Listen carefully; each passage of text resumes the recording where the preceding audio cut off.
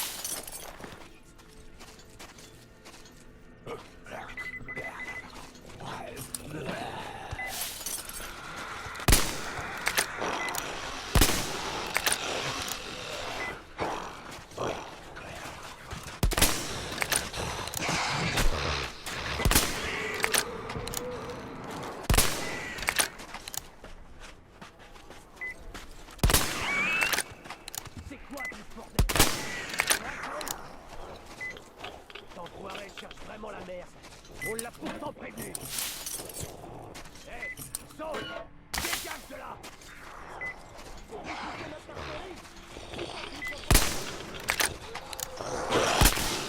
On t'avait pourtant prévenu que la marchandise nous appartenait et qu'on te ferait la peau si on te revoyait dans le coin. Très bien, tu l'auras voulu. Sors de là, connard! On va te faire la peau!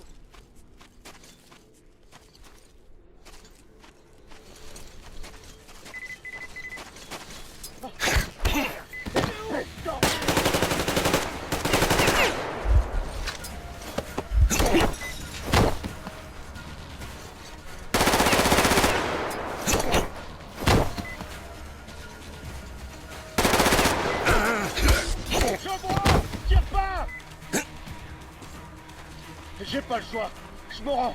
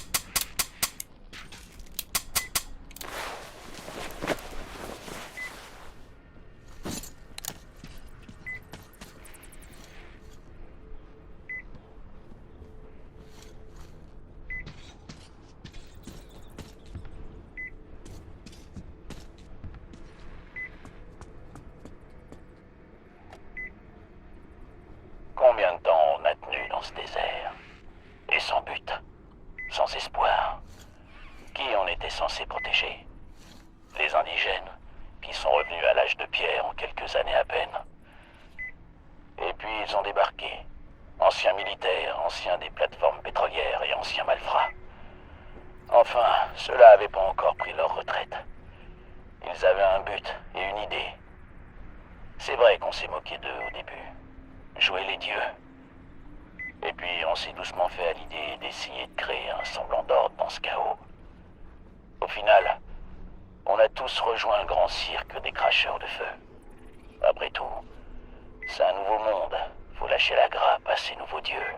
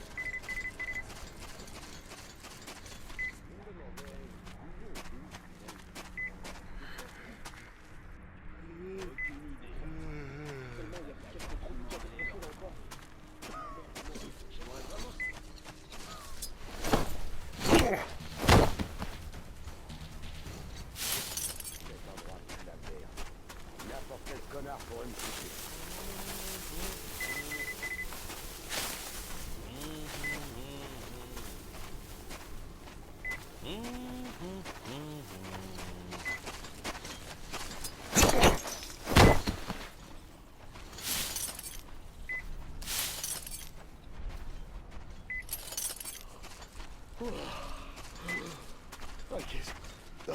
Rien à foutre. Le voilà.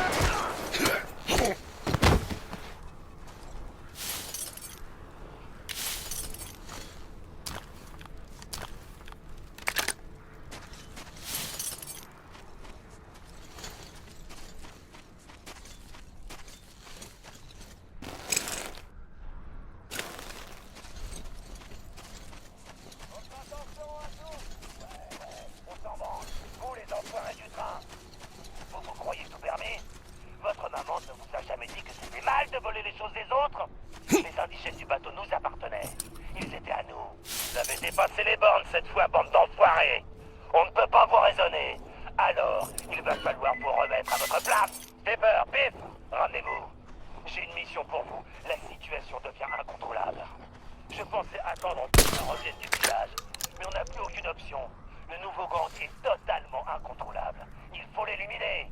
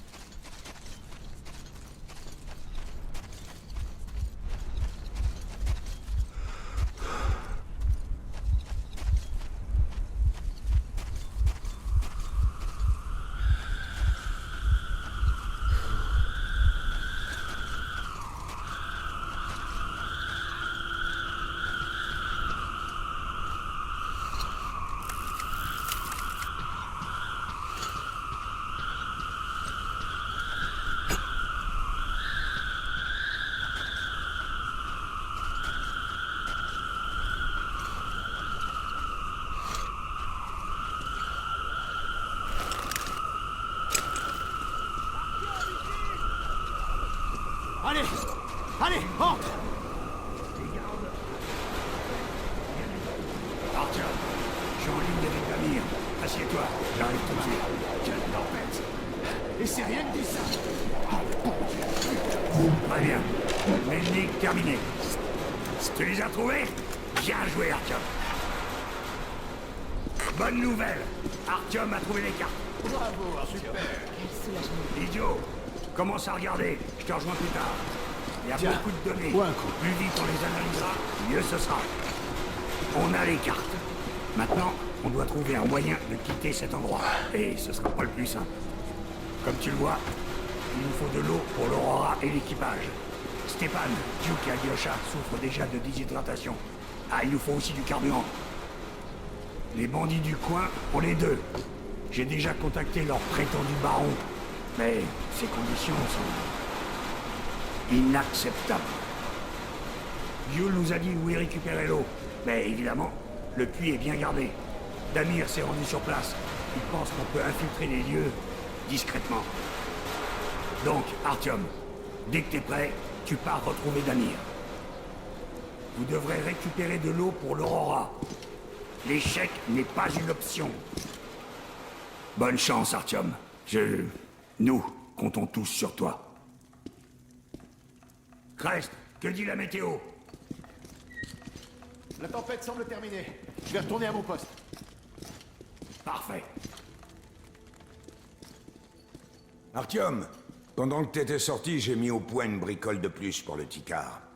L'établi est tout à toi. Pense à nettoyer tes armes régulièrement avec tout ce sable.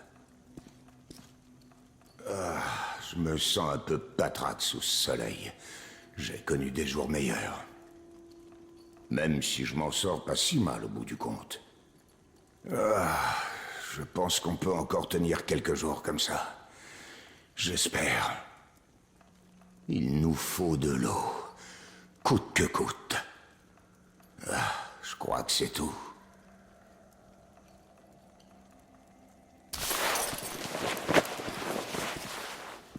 Ça avance, l'idiot. Voyons voir. On n'a vraiment pas fait le voyage pour rien. T'as réussi à tout examiner? On dirait bien. Les niveaux de radiation sont indiqués en couleur. Ah, il y a même l'évolution des niveaux de radiation. Ça date de quand? C'est pas tout jeune. Espérons que la situation ne se soit pas détériorée depuis. Qu'est-ce qu'on a comme carte? Asie centrale, Sibérie occidentale, Oural, partie européenne du pays. Ah, je vois. Pas l'Extrême-Orient. Étrange. Je vois que deux solutions. Soit l'Extrême-Orient ne figurait pas sur les relevés satellites, soit quelqu'un s'est emparé des cartes de l'Extrême-Orient avant nous. Si c'est le cas, ils nous en ont quand même laissé beaucoup. Ta carte blanche. La situation est critique. Encore quelques jours, et on pourra même plus combattre les chiens sauvages. Alors, les bandits, tu penses?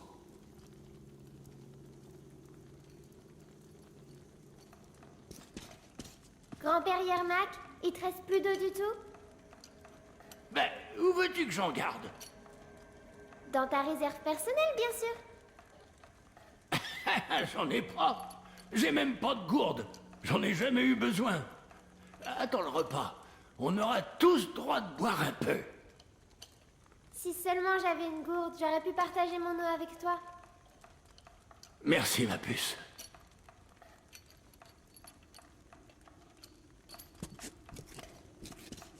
Oncle Artyom, tu as peut-être une gourde en plus? J'aimerais beaucoup en avoir une. Dommage. Mais je vais trouver une solution.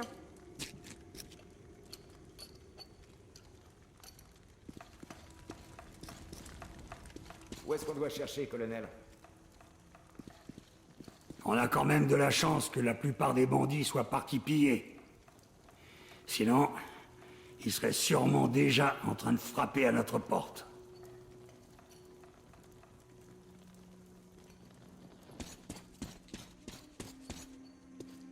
Artyom, merci d'être passé voir les gars. Je me sens complètement impuissante et c'est dur. Stepan a toujours détesté la chaleur, mais là, sans eau, il n'a pas dit un seul mot depuis son malaise. Alyosha et Duke sont alités aussi. Ils ont juste besoin d'eau et je ne peux rien faire pour eux. Je sais que c'est dur pour tout le monde, mais quand je les regarde, j'ai mal pour eux. Essaie de trouver une solution, d'accord, Artyom? Je t'en prie.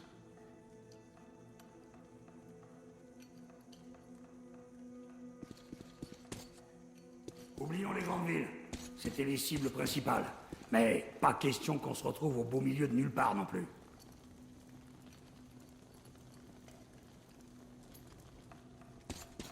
Bonjour, Artyom. Toujours pas d'eau? Comme tu peux le voir, j'essaie d'en condenser. Mais sans rien pour la refroidir, j'ai à peine récupéré 1 litre. Si seulement il pouvait pleuvoir. Mais ça m'étonnerait beaucoup.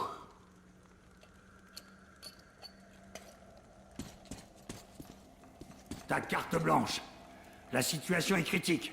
Encore quelques jours, et on pourra même plus combattre les chiens sauvages. Alors, les bandits, tu penses?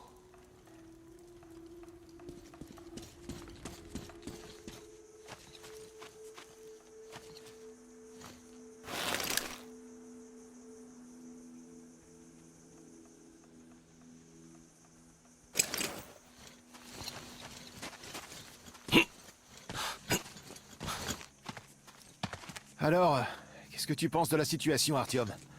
Pas terrible, hein? Au fait, on a eu de la visite. On leur a réservé un accueil digne de ce nom. Les bêtes ont foncé sur Stepan. Avec son hachoir, il en a fait de la bouillie. Quand on est sorti, on n'a trouvé que des corps.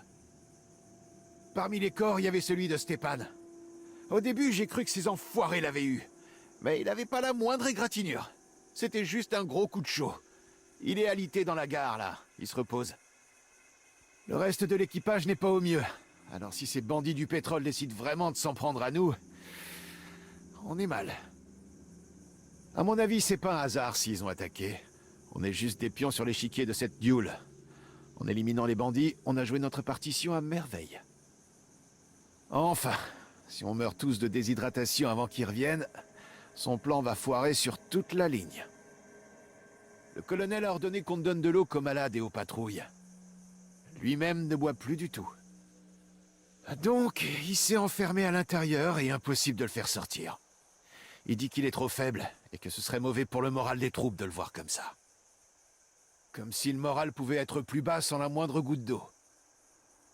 On en est au point où Yermak essaie même d'en obtenir par condensation. Mais ça peut pas marcher dans ce foutu désert. Donc voilà la situation. Il nous faut de l'eau et du carburant. Et vite. Et il va nous falloir les deux en quantité. Sachant que l'Aurora transforme 2 tonnes d'eau en vapeur à l'heure, ça en dit long sur le carburant nécessaire. On est dans la merde jusqu'au cou. Et si on trouve pas une solution, on va vite en avoir dans la bouche. Voilà comment je vois les choses, en tout cas.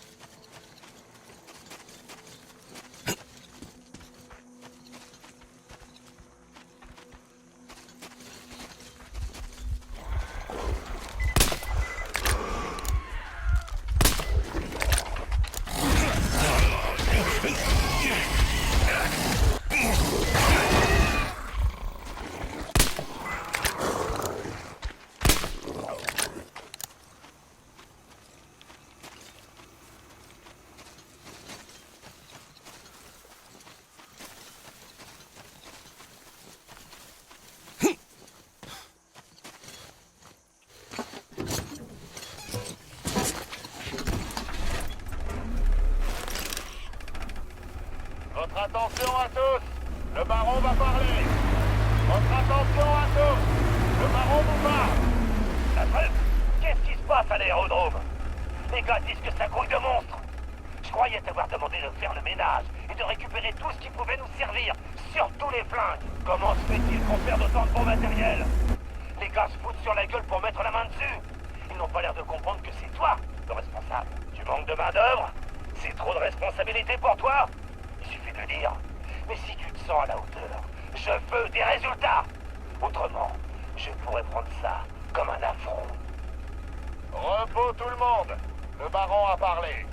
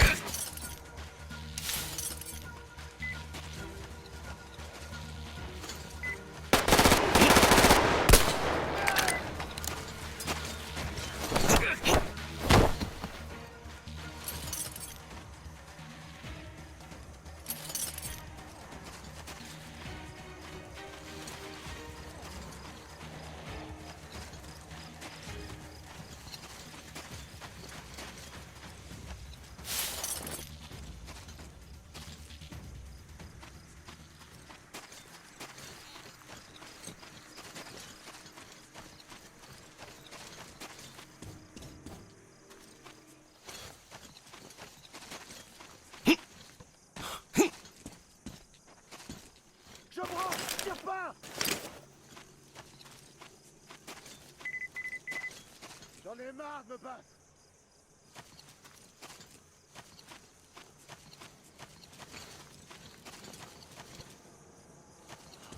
J'espère qu'il ne butera pas.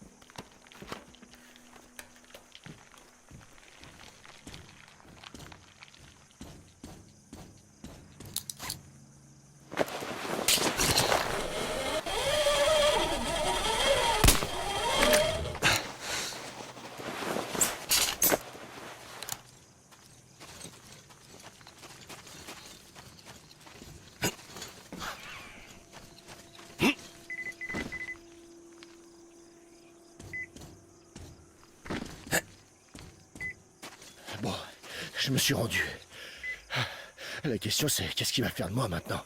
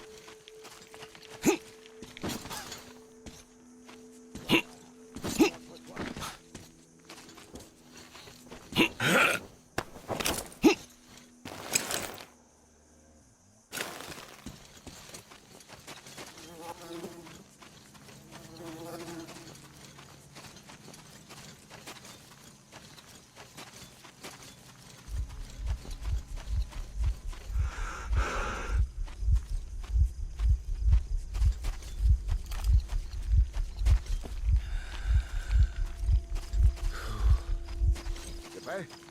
Comment s'en sort l'équipage sans eau? Pendant ton absence, j'ai fait un peu d'exploration.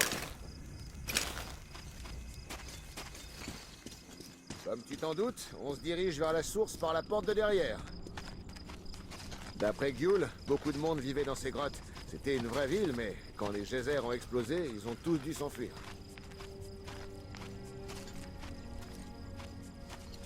Allons-y!